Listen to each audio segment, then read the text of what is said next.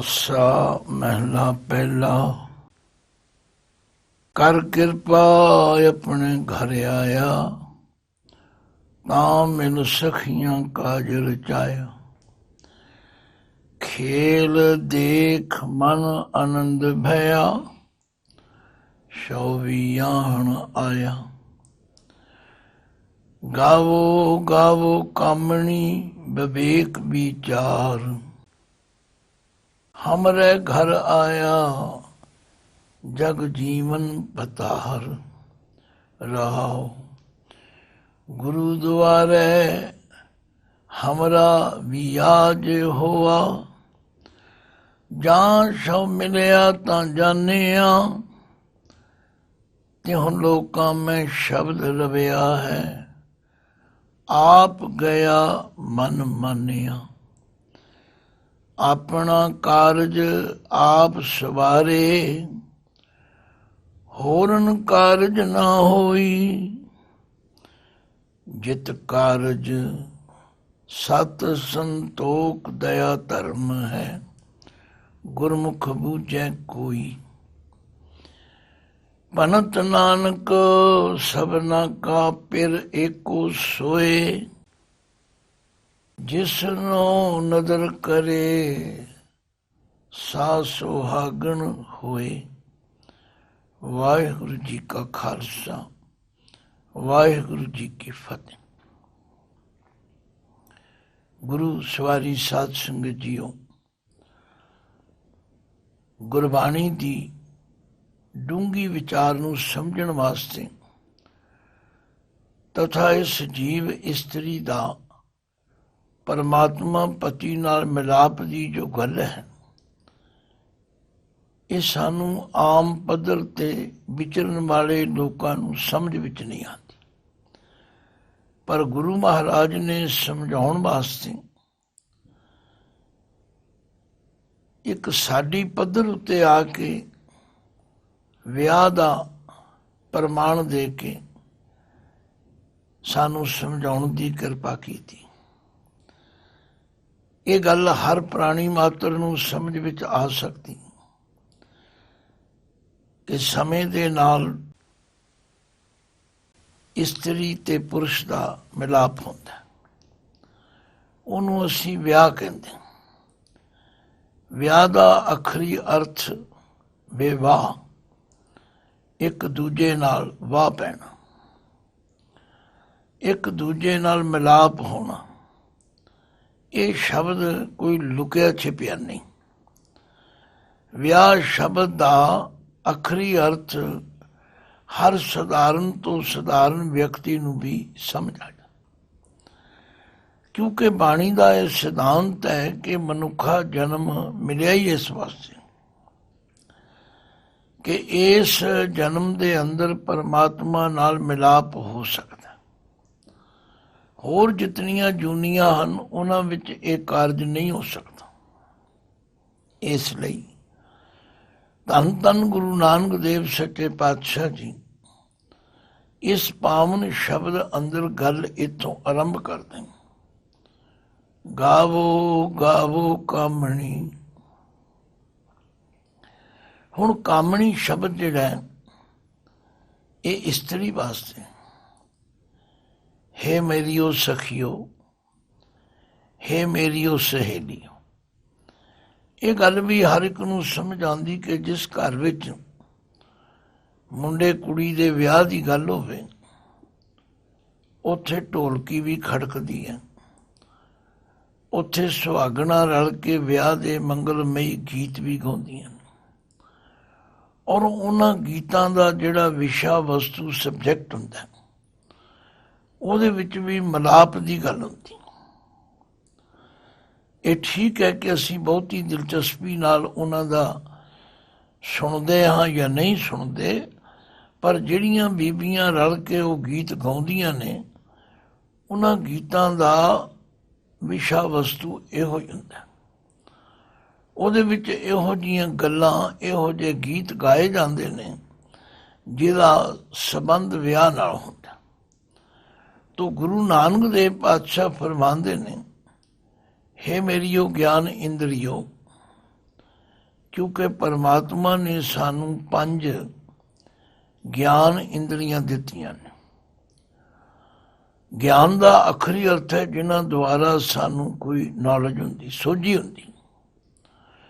ਉਹ 5 ਗਿਆਨ ਇੰਦਰੀਆਂ ਹਨ: ਸ਼ਬਦ, ਸਪਰਸ਼, ਰੂਪ, ਰਸ, ਗੰਧ।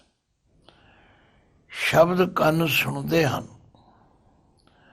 ਸਪਰਸ਼ ਸਾਡੀ ਤੁਚਾ, ਚਮੜੀ, ਸਕਿਨ ਕਰਦੀ, ਰੂਪ ਅੱਖਾਂ ਦੇਖਦੀਆਂ ਹਨ, ਰਸ ਜੀਭਾ ਚਖਦੀ ਹੈ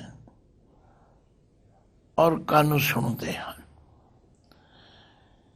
ਇਹ ਠੀਕ ਹੈ ਕਿ ਜਦੋਂ ਅਸੀਂ ਬਾਣੀ ਦਾ ਪਾਠ ਕਰਦੇ ਹਾਂ, ਕੀਰਤਨ ਕਰਦੇ ਹਾਂ, ਵਿਚਾਰ ਕਰਦੇ ਹਾਂ, ਜੇ 5 ਹੀ ਸਾਡਾ ਸਹਿਯੋਗ ਦੇਣ ਫਿਰ ਸਾਨੂੰ ਕਾਮਯਾਬੀ ਹੁੰਦੀ। ਫਿਰ ਪਾਠ ਕਰਨ ਵਿੱਚ, ਕੀਰਤਨ ਕਰਨ ਵਿੱਚ, ਸੁਣਨ ਵਿੱਚ ਰਸ ਹੁੰਦਾ। ਤੋ ਮੁੱਢ ਤਾਂ ਇੱਥੋਂ ਵੱਜਣਾ ਹੈ ਵਿਆਹ ਦਾ, ਪਰਮਾਤਮਾ ਦੇ ਮਿਲਾਪ ਦਾ ਮੁੱਢ ਇੱਥੋਂ ਆਰੰਭ ਹੋਣਾ। ਗਾਵੋ ਗਾਵੋ ਕਾਮਣੀ, हे ਮੇਰੀਓ ਗਿਆਨ ਇੰਦਰੀਓ, ਆਓ ਮੇਰਾ ਸਾਥ ਦਿਓ ਤੇ ਗਾਵੋ, ਗਾਉਣਾ ਕਰੋ,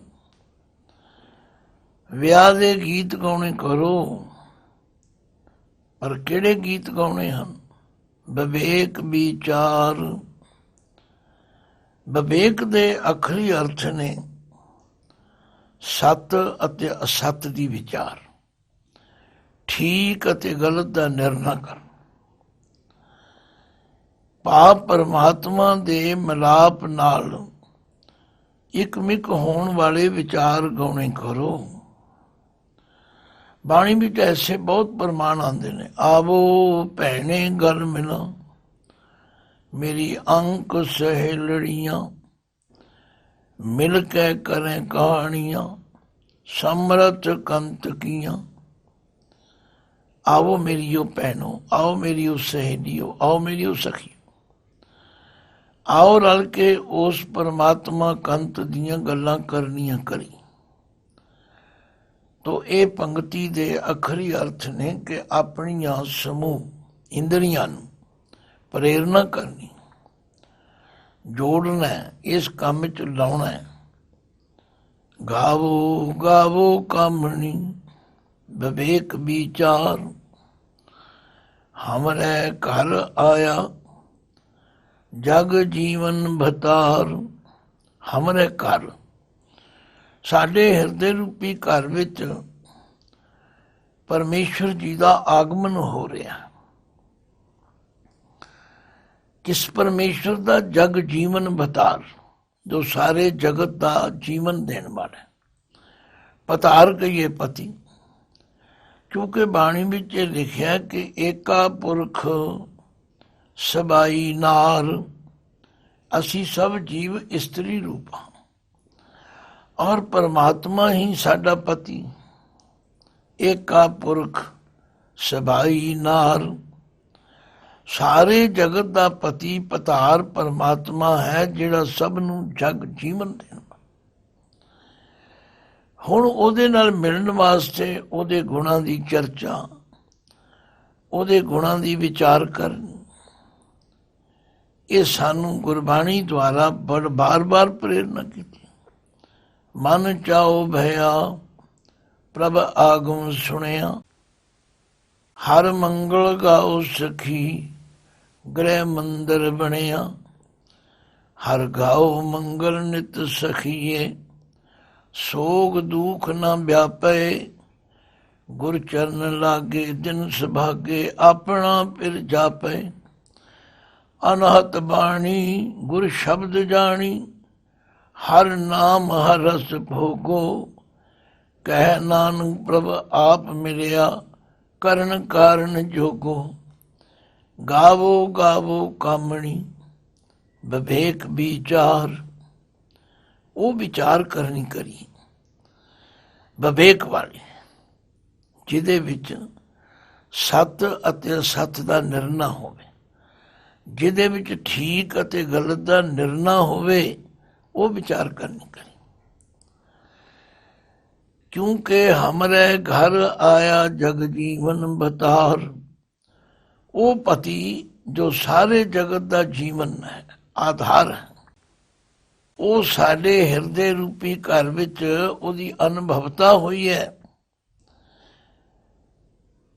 ਕਰ ਕਿਰਪਾ ਆਪਣੇ ਘਰ ਆਇਆ, ਇਹ ਉਹਦੀ ਕਿਰਪਾ ਹੈ, ਉਹਨੇ ਮਿਹਰ ਕੀਤੀ ਹੈ। ਉਹ ਦੇਖਦਾ ਹੈ ਜਦੋਂ ਕਿਸੇ ਜਗਿਆਸੂ ਜੀਵ ਇਸਤਰੀ ਦਾ ਹਿਰਦਾ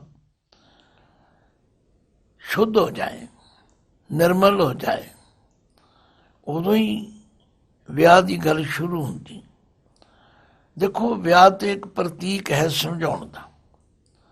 जदों किसी के घर कोई मुंडा कुड़ी जवान होंदा फिर रिश्तियां की गल शुरू होती।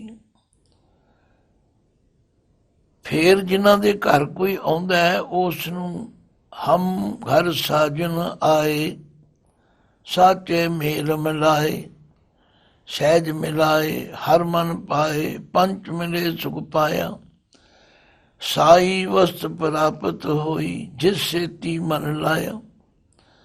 आख्या ਉਹਦੀ ਕਿਰਪਾ ਹੋਈ, कर किरपा अपने घर आया। ਉਹਨੇ ਮਿਹਰ ਕੀਤੀ ਹੈ ਕਿ ਸਾਡੇ ਘਰ ਵਿੱਚ ਉਹ ਆਇਆ। ਤਾਂ ਮਿਲ ਸਖੀਆਂ ਕਾਜ ਰਚਾਇਆ। ਤਾਂ ਦਾ ਮਤਲਬ ਹੈ ਤਦੋਂ ਮਿਲ ਕੇ ਇਹਨਾਂ ਸਖੀਆਂ ਸਹੇਲੀਆਂ ਨੇ ਕਾਜ ਰਚਾਇਆ। ਵਿਆਹ ਨੂੰ ਕਾਜ ਵੀ ਕਿਹਾ ਜਾਂਦਾ। ਜਿੱਥੇ ਕਾਜ ਦਾ ਅਰਥ ਕੰਮ ਹੈ ਉੱਥੇ ਕਈ ਇਲਾਕਿਆਂ ਵਿੱਚ ਵਿਆਹ ਨੂੰ ਕਾਜ ਵੀ ਕਹਿੰਦੇ। ਸੱਚਮੁੱਚ ਜਦੋਂ ਕਿਸੇ ਦੇ ਘਰ ਇਹੋ ਜਿਹਾ ਸੁਭਾਗਾ ਸਮਾਂ ਆਉਂਦਾ ਫਿਰ ਆਮ ਇੱਕ ਇਲਾਕੇ ਦੀ ਬੋਲੀ ਹੈ ਜੀ, ਫਲਾਣੇ ਦੇ ਘਰ ਕਾਜ ਹੈ, ਫਲਾਣੇ ਦੇ ਬੱਚੇ ਬੱਚੀ ਦਾ ਕਾਜ ਹੈ, ਅਸੀਂ ਉੱਥੇ ਗੀਤ ਗਾਉਣ ਚੱਲੇ ਹਾਂ। ਤੋ ਸੱਚਮੁੱਚ ਇਸੇ ਤਰ੍ਹਾਂ ਗੁਰੂ ਨਾਨਕ ਪਾਤਸ਼ਾਹ ਫਰਮਾਉਂਦੇ ਨੇ, ਜਦੋਂ ਜਗਿਆਸੂ ਜੀਵ ਇਸਤਰੀ ਦਾ ਐਸਾ ਸਮਾਂ ਆਉਂਦਾ ਕਿ ਪਰਮਾਤਮਾ ਪਤੀ ਦੇ ਨਾਲ ਮਿਲਾਪ ਦਾ, ਫਿਰ ਇਹੋ ਜਿਹੇ ਗੀਤ ਗਾਏ ਜਾਂਦੇ ਨੇ। ਤੇ ਫਿਰ ਇਹ ਕਿਹਾ ਜਾਂਦਾ ਕਿ ਧੰਨ ਭਾਗ ਨੇ, ਬੜੀ ਕਿਰਪਾ ਹੋਈ ਹੈ ਸਾਡੇ ਘਰ ਇਹ ਸਮਾਂ ਵਾਹਿਗੁਰੂ ਨੇ ਬਖਸ਼ਿਆ। ਕਰ ਕਿਰਪਾ ਆਪਣੇ ਘਰ ਆਇਆ, ਤਾਂ ਮਿਲ ਸਖੀਆਂ ਕਾਜ ਰਚਾਇਆ। ਹੁਣ ਸਰੀਰ ਦੇ ਨਾਲ ਜਿਤਨੀਆਂ ਇੰਦਰੀਆਂ ਹਨ ਇਹਨਾਂ ਸਾਰਿਆਂ ਦਾ ਮਿਲਾਪ ਹੋਣਾ ਬੜਾ ਜ਼ਰੂਰੀ ਹੈ। ਦੁਨਿਆਵੀ ਤੌਰ ਤੇ ਵੀ ਦੇਖਿਆ ਕਿ ਜਦੋਂ ਕਿਸੇ ਦੇ ਘਰ ਕਾਜ ਹੋਵੇ ਆਖਦੇ ਨੇ ਬਈ ਸਾਰੇ ਰਿਸ਼ਤੇਦਾਰਾਂ ਨੂੰ ਸੱਦਣਾ ਹੈ, ਜੇ ਕੋਈ ਰੁੱਸਿਆ ਹੋਵੇ ਤਾਂ ਉਹਨੂੰ ਮਨਾਉਣਾ ਹੈ, ਉਹਨੂੰ ਰਿਕੁਐਸਟ ਕਰਨੀ ਵੀ ਜ਼ਰੂਰ ਸਾਡੇ ਘਰ ਆਇਓ। ਸੱਚਮੁੱਚ ਇਸੇ ਤਰ੍ਹਾਂ ਜਦੋਂ ਪਰਮਾਤਮਾ ਪਤੀ ਦੇ ਗੁਣਾਂ ਦੀ ਸੋਝੀ ਹੋ ਜਾਏ ਫਿਰ ਇਹ ਅਵਸਥਾ ਬਣਦੀ। ਕਰ ਕਿਰਪਾ ਆਪਣੇ ਘਰ ਆਇਆ, ਤਾਂ ਮਿਲ ਸਖੀਆਂ ਕਾਜ ਰਚਾਇਆ। ਖੇਲ ਦੇਖ ਮਨ ਆਨੰਦ ਭਇਆ, ਸ਼ੋਭਿਆਹਣ ਆਇਆ। ਇਹ ਜਿਹੜਾ ਵਿਆਹ ਦਾ ਖੇਡ ਹੈ ਇਹਦੀਆਂ ਤਿਆਰੀਆਂ, ਮਨ ਆਨੰਦ ਭਇਆ, ਇਹ ਜਿਹੜਾ ਆਨੰਦ ਹੈ ਇਹਦੀ ਵਿਆਖਿਆ ਨਹੀਂ ਕੀਤੀ ਜਾ ਸਕਦੀ।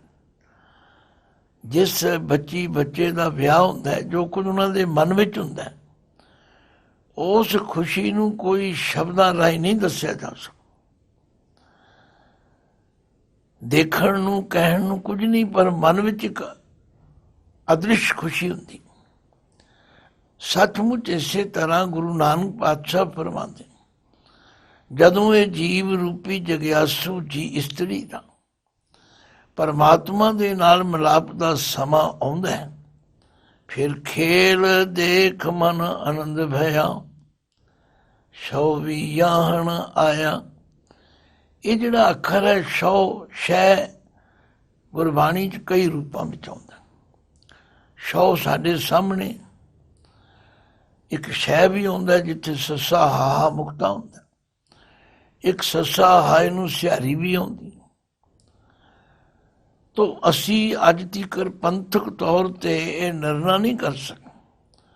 ਹਾਂ ਇਹ ਠੀਕ ਹੈ ਕਿ ਜਿੱਥੇ ਸੱਸਾ ਹਾਹਾ ਹੋਵੇ ਉੱਥੇ ਵੀ ਅਸੀਂ ਸ਼ੈ ਬੋਲਦੇ ਹਾਂ, ਤੇ ਜਿੱਥੇ ਸੱਸਾ ਹਾਏ ਨੂੰ ਸਿਆਰੀ ਹੋਵੇ ਉੱਥੇ ਵੀ ਸ਼ੈ ਬੋਲਦੇ। ਤੋ ਅਸੂਲਨ ਇਹ ਜਿਹੜਾ ਸ਼ੌਦਾ ਹਾਏ ਨੂੰ ਔਂਕੜ ਹੈ, ਇਹ ਨਾਉਨ ਪੁਲਿੰਗ ਇੱਕ ਵਚਨ ਦਾ ਸੂਚਕ, ਪਰ ਇਹ ਠੀਕ ਹੈ ਕਿ ਪੰਥ ਵਿੱਚ ਦੋਵੇਂ ਤਰ੍ਹਾਂ ਦੇ ਉਚਾਰਨ ਕੀਤੇ ਜਾਂਦੇ, ਸ਼ੌ ਵੀ ਪੜ੍ਹਿਆ ਜਾਂਦਾ, ਸ਼ੈ ਵੀ ਪੜ੍ਹਿਆ ਜਾਂਦਾ, ਪਰ ਮਤਲਬ ਉਸ ਪਰਮਾਤਮਾ ਪਤੀ ਦਾ ਹੀ ਹੈ। ਖੇਲ ਦੇਖ ਮਨ ਆਨੰਦ ਭਇਆ, ਇਹ ਜਿਹੜਾ ਮਲਾਪ ਦਾ ਖੇਲ, ਇਹ ਜਿਹੜਾ ਵਿਆਹ ਦਾ ਖੇਲ, ਇਹਨੂੰ ਵੇਖ ਕੇ ਮਨ ਵਿੱਚ ਬੜੀ ਖੁਸ਼ੀ ਹੁੰਦੀ, ਕਿਉਂਕਿ ਵਾਹਿਗੁਰੂ ਪਤੀ ਹੁਣ ਵਿਆਹਣ ਵਾਸਤੇ ਆਇਆ। ਗਾਵੋ ਗਾਵੋ ਕਾਮਣੀ ਵਿਵੇਕ ਵਿਚਾਰ, ਹਮਰੇ ਘਰ ਆਇਆ ਜਗ ਜੀਵਨ ਬਤਾਰ ਰਹਾਓ। ਗੁਰੂ ਦੁਆਰੇ ਹਮਰਾ ਵਿਆਜ ਹੋਆ। ਦੇਖੋ ਇੱਕ ਵਿਚੋਲਾ ਵੀ ਹੁੰਦਾ ਹੈ, ਜਿਸ ਨੂੰ ਵਸੀਠ ਵੀ ਕਿਹਾ ਗਿਆ। ਵਿਚੋਲਾ ਵੀ ਆਮ ਸ਼ਬਦ ਸਾਡੇ ਸਮਾਜ ਵਿੱਚ ਵਰਤਿਆ ਜਾਂਦਾ, ਔਰ ਜਿਹੜਾ ਵਿਵਾਹ ਦਾ ਮੁੱਢਲਾ ਕੰਮ ਹੈ ਉਹ ਵਿਚੋਲੇ ਤੋਂ ਸ਼ੁਰੂ ਹੁੰਦਾ। ਤੋ ਸੱਚਮੁੱਚ ਗੁਰੂ ਜਿਹੜਾ ਹੈ ਉਹ ਵਿਚੋਲਗਿਰੀ ਕਰਦਾ, ਉਹ ਜੀਵ ਜਗਿਆਸੂ ਦਾ ਪਰਮਾਤਮਾ ਪਤੀ ਦੇ ਨਾਲ ਮਿਲਾਪ ਕਰਾਉਂਦਾ। ਇਸੇ ਲਈ ਬਾਣੀ 'ਚ ਲਿਖਿਆ, ਜੈਸਾ ਸਤਿਗੁਰ ਸੁਣੀਂਦਾ ਤੈਸੋ ਹੀ ਮੈਂ ਡੀਠ, ਵਿਛੜਿਆ ਮੇਲੇ ਪ੍ਰਭੂ ਹਰ ਦਰਗਾਹ ਕਾ ਬਸੀਠ। ਹਰ ਨਾਮੋ ਮੰਤਰ ਦ੍ਰਿੜਾਇਂਦਾ, ਕੱਟੇ ਹੋ ਮੈਂ ਰੋਗ, ਨਾਨਕ ਸਤਿਗੁਰ ਤਿਨਾ ਮਿਲਾਇਆ, ਜਿਨ੍ਹਾਂ ਤੁਰੇ ਪਿਆ ਸੰਜੋਗ। ਬੜੀਆਂ ਮਿਸਾਲਾਂ ਦੇ ਕੇ ਗੁਰਬਾਣੀ ਵੀ ਸਮਝਾਏ। ਪਈ ਅੜੈ ਸੋ ਸੇਵ ਤੂੰ, ਸਾਹੁਰੜੈ ਸੁਖ ਵਸ, ਗੁਰ ਮਿਲ ਚੱਜ ਅਚਾਰ ਸਿੱਖ, ਤੁਧ ਕਦੇ ਨਾ ਲੱਗੇ ਦੁੱਖ। ਗੁਰੂ ਕੋਲੋਂ ਉਹ ਜਾਚ ਸਿੱਖਣੀ ਹੈ, ਗੁਰੂ ਕੋਲੋਂ ਉਹ ਢੰਗ ਤਰੀਕਾ ਸਿੱਖਣਾ ਵੀ ਕੀ ਮੈਂ ਕਰਾਂ ਜਿਹਦੇ ਕਰਨ ਦੇ ਨਾਲ ਮੇਰਾ ਪਤੀ ਪ੍ਰਸੰਨ ਹੋ ਜਾਏ। ਤੇ ਸਾਰੀ ਗੁਰਬਾਣੀ ਸਾਨੂੰ ਮਾਰਗ ਦਰਸ਼ਨ ਕਰ ਰਹੀ। ਆਪ ਗਵਾਈਏ ਤਾਂ ਸ਼ੈ ਪਾਈਏ, ਔਰ ਕੈਸੀ ਚਤੁਰਾਈ, ਸ਼ੈ ਨਜ਼ਰ ਕਰ ਦੇਖੈ ਸੋ ਦਿਨ ਲੇਖੈ, ਕਾਮਣ ਨੋ ਨਿਦ ਪਾਈ। ਆਪਣੇ ਕੰਤ ਪਿਆਰੀ ਸਾ ਸੁਹਾਗਣ, ਨਾਨਕ ਸਾ ਸਬਰਾਈ। ਕਹਿਣ ਦਾ ਮਤਲਬ ਕਿ ਗੁਰੂ ਸਾਨੂੰ ਮਾਰਗ ਦਰਸ਼ਨ ਕਰਦਾ, ਗੁਰੂ ਸਾਨੂੰ ਉਹ ਡੂੰਘੀਆਂ ਗੱਲਾਂ ਭੇਦ ਸਮਝਾਉਂਦਾ ਕਿ ਇਉਂ ਪਰਮਾਤਮਾ ਨਾਲ ਮੇਲ ਹੋ ਸਕਦਾ ਹੈ, ਇਉਂ ਪਰਮਾਤਮਾ ਨੂੰ ਚੰਗੇ ਲੱਗਿਆ ਜਾ ਸਕਦਾ। ਕਿਤਨੇ ਪ੍ਰਮਾਣ ਦਿੱਤੇ ਜਾਣ ਗੁਰਬਾਣੀ ਵਿੱਚ, ਤਾਂ ਇਹੋ ਜਿਹੇ ਬੇਅੰਤ ਪ੍ਰਮਾਣ। ਜਦੋਂ ਮਹਾਰਾਜ ਕਹਿੰਦੇ ਨੇ ਆਪ ਗਵਾਈਏ ਤਾਂ ਸ਼ੈ ਪਾਈਏ, ਔਰ ਕੈਸੀ ਚਤੁਰਾਈ, ਸ਼ੈ ਨਜ਼ਰ ਕਰ ਦੇਖੈ ਸੋ ਦਿਨ ਲੇਖੈ, ਕਾਮਣ ਨੋ ਨਿਦ ਪਾਈ। ਆਪਣੇ ਕੰਤ ਪਿਆਰੀ ਸਾ ਸੁਹਾਗਣ, ਨਾਨਕ ਸਾ ਸਬਰਾਈ। ਮੈਂ ਤੇ ਹਮੇਸ਼ਾ ਕਈ ਵਾਰੀ ਆਨੰਦ ਕਾਰਜ ਦੇ ਸਮੇਂ ਬੱਚਿਆਂ ਨੂੰ ਪ੍ਰੇਰੀਦਾ ਸਮਝਾਈਦਾ, ਬੇਟਾ ਸ਼ਬਦ ਹਜ਼ਾਰੇ ਬਾਣੀ ਪੜ੍ਹੋ, ਉਹਦੇ ਵਿੱਚ ਸਾਨੂੰ ਸਾਰੀ ਤਰ੍ਹਾਂ ਦੀ ਸਿੱਖਿਆ ਦਿੱਤੀ ਗਈ। ਭੈ ਕੀਆਂ ਦੇ ਸਲਾਈਆਂ ਨੈਣੀ, ਭਾਵ ਕ ਕਰ ਸਿੰਗਾਰੋ, ਤਾਂ ਸੁਹਾਗਣ ਜਾਣੀਏ ਲਾਗੀ, ਜਾਂ ਸ਼ੈ ਧਰੇ ਪਿਆਰੋ। ਸੱਚਮੁੱਚ ਇਸੇ ਤਰ੍ਹਾਂ ਗੁਰੂ ਨਾਨਕ ਪਾਤਸ਼ਾਹ ਫਰਮਾਉਂਦੇ ਨੇ, ਗੁਰੂ ਦੁਆਰੇ ਹਮਰਾ ਵਿਆਜ ਹੋਆ। ਗੁਰੂ ਦੇ ਰਾਹੀਂ, ਗੁਰੂ ਦੇ ਦੱਸੇ ਰਾਹ ਤੇ ਚੱਲ ਕੇ, ਗੁਰੂ ਵਿਚੋਲੇ ਦੀ ਦਿੱਤੀ ਹੋਈ ਸਿੱਖਿਆ ਨੂੰ ਮੰਨ ਕੇ ਸਾਡਾ ਹੁਣ ਵਿਆਹ ਉਸ ਪਰਮਾਤਮਾ ਨਾਲ ਸੰਬੰਧ ਬਣ ਗਿਆ। ਜਾਂ ਸ਼ੈ ਮਿਲਿਆ ਤਾਂ ਜਾਣਿਆ, ਜਦੋਂ ਪਰਮਾਤਮਾ ਪਤੀ ਨਾਲ ਮਿਲਾਪ ਹੋਇਆ, ਫਿਰ ਜਾਣਿਆ, ਫਿਰ ਕੋਈ ਭੁਲੇਖਾ ਨਹੀਂ ਰਹਿੰਦਾ।